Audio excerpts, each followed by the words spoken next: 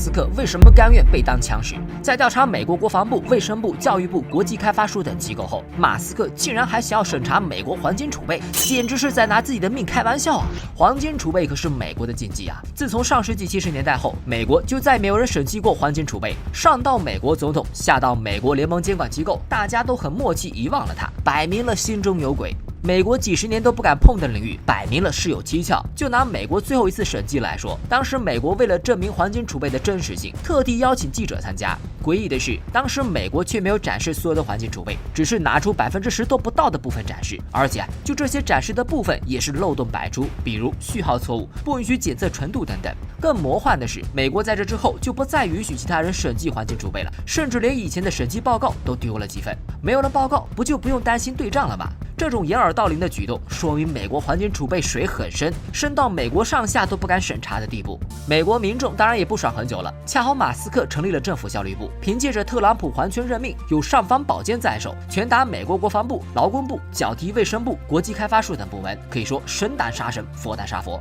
这几个部门的水同样很深，背后站着美国军工复合体、政府雇员。马斯克却不管不顾，不仅查出了很多腐败，更是开除了国际开发署上万名员工。如此辉煌战绩，让很多美国人都感到不可思议。因此就有美国人在马斯克社交媒体上呼吁，让他去查一下黄金储备。马斯克爽快地答应了，说必须查，而且每年至少1次。这是放话要硬刚美国黄金储备背后的银行体系了。换句话说，马斯克不仅要动军工复合体、庞大的政府雇员，连老牌的本土资本也不放过了。这些团体可是美国深层政府的主要力量了。马斯克为什么这么有底气呢？原因有2点。第一就是特朗普支持，以前特朗普就和这些人硬刚，奈何能力不够，不仅自己没能力查账，连建个边境墙都处处受阻。单靠特朗普单枪独斗，根本斗不过盘根错节的军工、华尔街精英们。于是就将马斯克推了出来，给马斯克支持，让他放心查账。可以说，马斯克就是特朗普手里的一把尚方宝剑，砍向了他以前想做但是做不到的地方。第二就是马斯克利用 AI 查账，以往总统要派人去查账，不是找不到，就是去查账的人莫名其妙死亡了，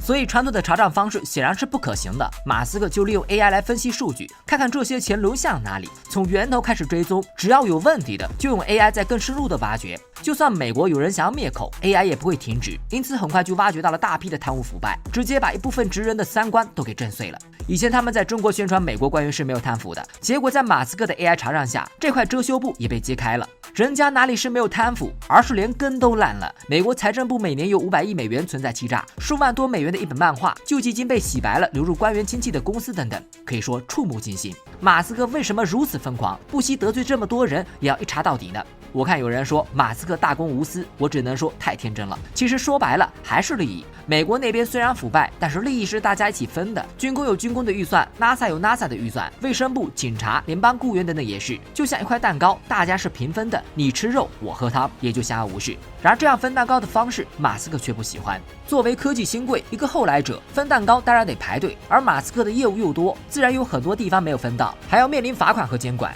比如特斯拉并没有享受到新能源车的补贴政策，新年被美国 FCC 取消了8亿多美元的补贴 ，SpaceX 被要求取得排放许可证 ，X 平台被调查，脑机接口被叫停等等。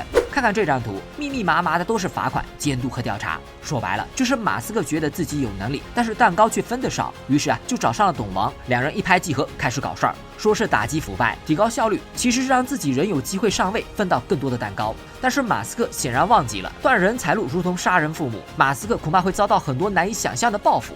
这也是马斯克立下遗嘱的原因。未来的美国政府内斗估计会相当好看，拭目以待吧。